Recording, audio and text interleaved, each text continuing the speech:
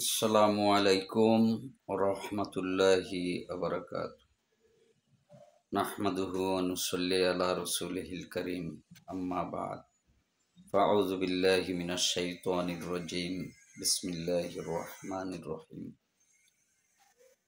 প্রিয় দেশবাসী ও আমার প্রাণ প্রিয় প্রবাসী ভাইরা ও আমার ফেসবুকের সকল ভিউয়ার্স, মহান আল্লাহ রাব্বুল আলামিনের দরবারে শুকরিয়া আদায় করি, যিনি আমাদেরকে সুস্থ রেখেছেন এবং তার অসংখ্য নেয়ামত ভোগ করার জন্য আমাদেরকে সুযোগ করে দিয়েছেন। এর জন্য আমরা শুকরিয়া আদায় করি, আলহামদুলিল্লাহ। পাশাপাশি সর্বশ্রেষ্ঠ নবী, আখিরি জামানার নবী, সরকারে দু আলম, সৈয়দুল আম্বিয়া, সৈয়দুল মুরসালিন হুজুর পাক সাল্লাল্লাহু আলাইহি ওয়াসাল্লামের খাঁটি উম্মত হতে পেরে আমরা গর্বিত। এর জন্য আমরা শুকরিয়া আদায় করি, আলহামদুলিল্লাহ। প্রিয় ভাইরা, আমরা অনেকে জানি না, অহরহর অনার্গল আমরা অযথা মিছে কথা বলে থাকি। অনেকে নিজেকে বড় সাজার জন্য, বড় থাকার জন্য যে মিছে কথাগুলো বলি, এতে আমাদের যে কত বড় ক্ষতি, এটা আমরা অনেকে জানি না। প্রিয় ভাইরা, এক নম্বর হচ্ছে মিছে কথা বলার দ্বারা আপনার আমার জীবনের আয়ু কমে যায়, অর্থাৎ হায়াত কাটা যায়। 2 নম্বর হলো আপনার আমার কোনো আমল, কোনো নেক আমল যা করব এগুলো আল্লাহর দরবারে কবুল হবে না। 3 নম্বরে আপনার আমার রেজেকে অভাব দেখা দিবে। 4 নম্বরে মানুষের কাছে অসম্মানিত হব। 5 নম্বরে আপনার আমার চেহারার কোনো নূর থাকবে না, চেহারার মধ্যে মরিচিকা পড়ে যাবে, কুৎসিত একটা ভাব আপনার আমার চেহারার মধ্যে চলে আসবে মিথ্যা কথা বললে।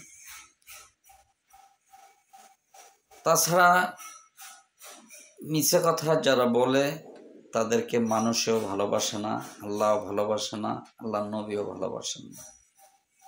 তারা ঘাটে পথে এখানে সেখানে অসম্মানিত, লজ্জিত হতে থাকে। প্রিয় ভাইরা, আল্লাহ রাব্বুল আলামিন যেন আমাদের সকলকে মিথ্যা কথার হাত থেকে যেন আমাদেরকে হেফাজত করেন। অনেকে আছে বন্ধু বান্ধবের সাথে কথায় কথায় মিছে কথা বলে, এ বন্ধু তুই কি দিয়ে ভাত খাচ্ছিস?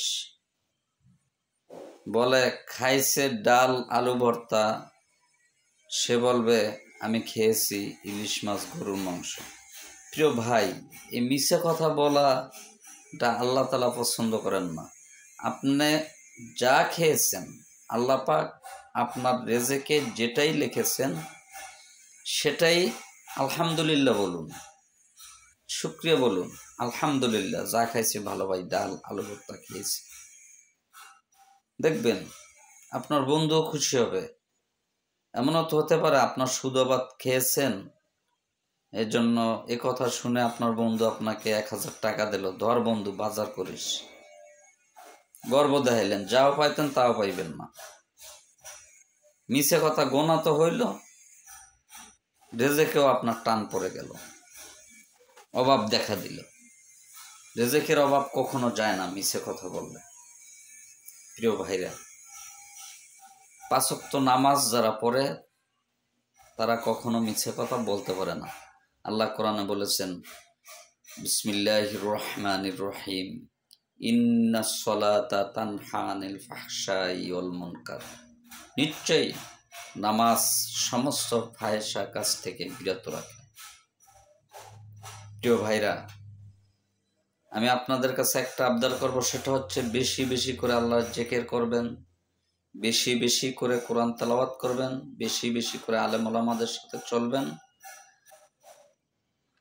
বিশেষ করে কোনো ক্ষেত্রে নামাজ কামাই দেবেন না, কোনো অবস্থাতে নামাজ কাজা করবেন না।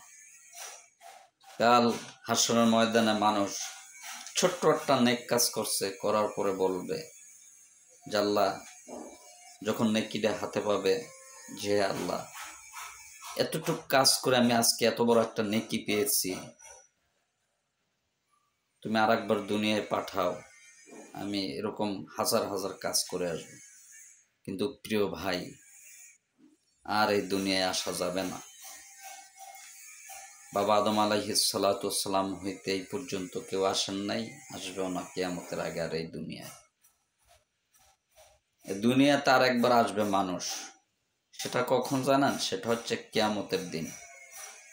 কিন্তু সেই দিন সে কোথায় আছে, এই দুনিয়ায় সে বাস করেছে এটা বোঝার ক্ষমতা তার থাকবে না।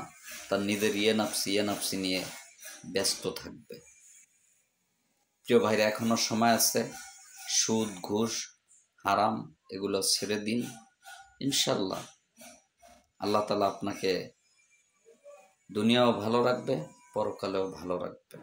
আসসালামু আলাইকুম রহমতুল্লাহি ওয়া বারাকাতুহু। সকলে ভালো থাকবেন।